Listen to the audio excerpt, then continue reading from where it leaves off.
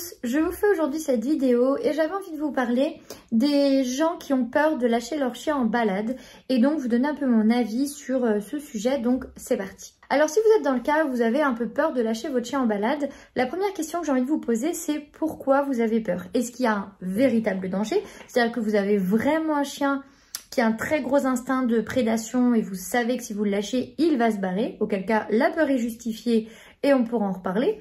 Mais si c'est juste que vous ne l'avez jamais vraiment fait et que vous ne savez pas finalement si ça va le faire, ça va pas le faire, etc. Et bien là, vous êtes sur une peur un peu handicapante parce qu'elle vous empêche d'essayer ça.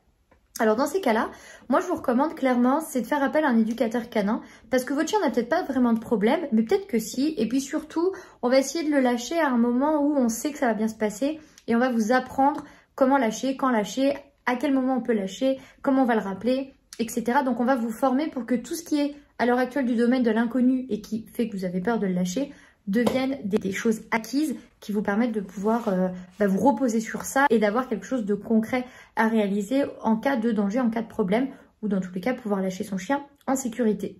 Lâcher son chien, c'est clairement quelque chose qui peut être anxiogène parce que finalement on est dans une situation où on contrôle moins son chien, on prend le risque qu'il ne revienne pas, qu'il ait un accident, qu'il crée un accident, etc., qu'on le perde et compagnie. Et donc là, il faut vraiment anticiper le fait que c'est possible, un chien reste un être vivant, il peut en effet vous échapper, il peut en effet y avoir un problème, mais vous pouvez anticiper ça avec de l'éducation principalement. Alors moi, quand j'estime qu'il y a un risque, quel qu'il soit, j'ai tendance à ne pas passer du « mon chien est toujours en laisse » à « mon chien est complètement détaché », mais à faire ce qu'on appelle la semi-liberté, c'est-à-dire lui mettre par exemple une très grande longe qui peut-être je pourrais laisser traîner au sol, qui va sécuriser la chose, mais qui va me permettre aussi de voir le chien évoluer dans un environnement autre que tout le temps attaché dans une laisse de 2 mètres. En parallèle, je vais aussi beaucoup travailler le rappel, bien entendu, mais aussi le fait que le chien garde une connexion avec le maître, garde un focus avec le maître. Donc au départ, ça se fait en présence du maître, très proche de lui. Je vais vraiment faire en sorte que le chien soit attentif à son maître dans sa bulle, dans la bulle du maître. Et cette bulle, je vais l'élargir de plus en plus pour que même si le chien est sur une autre activité et focalisé sur l'environnement, il garde quand même une connexion avec le maître, au moins auditive, voire visuelle, pour pouvoir être rappelé facilement.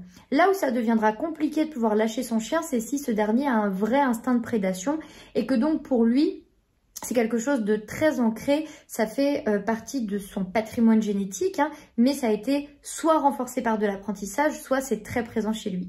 Donc là, il y a bien sûr des solutions et ce sera le sujet d'une autre vidéo si vous êtes dans ce cas-là. Mon dernier conseil sera vraiment de prendre en compte le fait que vous devez contrôler l'environnement et vous devez sécuriser la situation.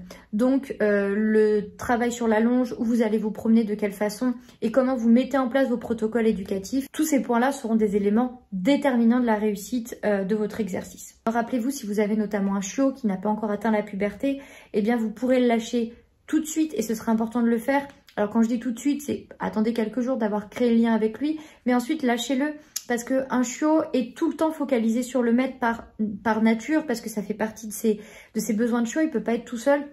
Ça changera en grandissant, parce qu'en grandissant, il va devenir de plus en plus autonome. Mais c'est vraiment bien quand on a un chiot dès 8 semaines de commencer à le lâcher très vite pour quand même pouvoir capturer les comportements où de lui-même il revient vers vous, de lui-même il reste vers vous, de lui-même il vous regarde, etc. Parce que plus vous allez capturer ça, plus ce sera présent et installé dans l'apprentissage plus tard. Donc là, vous allez vraiment vous faciliter grandement la vie à ce moment-là.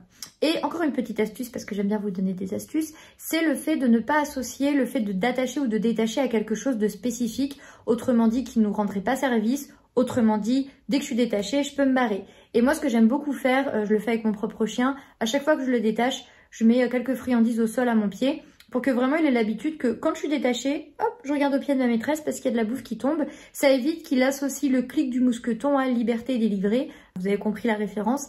Et donc l'association soit plutôt je suis détachée, je me focalise sur mon maître et pas sur l'environnement.